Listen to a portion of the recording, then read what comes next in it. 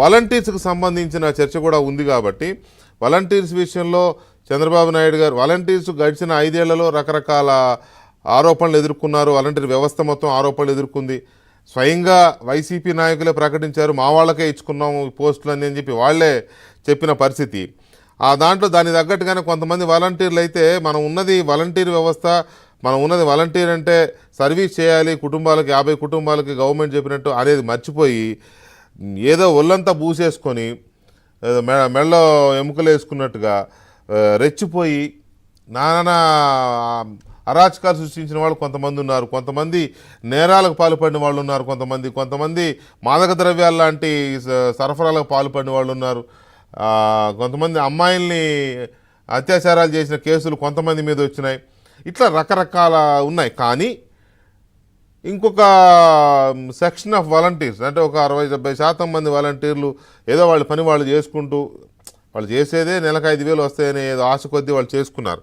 అలాంటి వాళ్ళు వాళ్ళ పని వాళ్ళు చేసుకుంటూ వెళ్ళారు. అయితే ఎలక్షన్స్ దగ్గరికి వచ్చిన తర్వాత వాలంటీర్ల వ్యవస్థ చిన్నాభిన్నం అయిపోయింది. కొంతమందినేమో బలవంతంగా రాజీనామాలు చేయించారు. వాళ్ళు కొంతమంది ఏమో వైసీపీ పేరు చెప్పి రెచ్చిపోయారు. జగనన్న అంటూ వాళ్ళు రెచ్చిపోయారు. కొంతమంది ఈ వైసీపీ నేతలు మీరు రాజీనామాలు చేయండి, రాజీనామాలు చేసి పార్టీకి పనిచేయండి, మీ ఆ 2 నెలల జీతం ఏదో మేము ఇస్తాం అని వాళ్ళని భయపెట్టి నానా బీభత్సం సృష్టించారు. వాళ్ళ ఇళ్ళ మీదకి వెళ్ళి గొడవలు చేశారు. రాజీనామా చేస్తావా చేయవా అని చేయించి మరీ వాళ్ళతో అడ్డమైన పనులు చేయించారు. ప్రజలకు వ్యతిరేకంగా కుటుంబాల సమాచారాన్ని తీసుకొని ఇట్లా చేశారు. కొంతమంది అయినా కూడా భరించి ఉద్యోగం ముఖ్యమనే ఒక భావనతో కొంతమంది పాపం ఉగ్గబట్టుకొని ఆ వాలంటీర్ పనినే చేశారు. కానీ లాస్ట్ 2 నెలలు ఎన్నికల కమిషన్ నిబంధనల వల్ల వాళ్ళ పెన్షన్లు ఇచ్చే కార్యక్రమానికి వాళ్ళు దూరం అయ్యారు.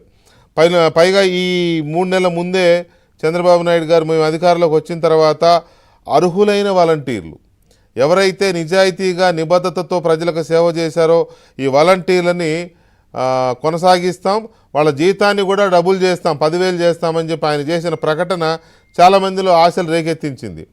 అయితే ఇప్పుడు ఎవరైతే అప్పుడు జగన్మోహన్ రెడ్డి పేరు చెప్పి రెచ్చిపోయారో వాళ్ళు కూడా మళ్ళీ అందులో ఇరుకుదామనే ప్రయత్నాలు జరుగుతూ ఉన్నాయి.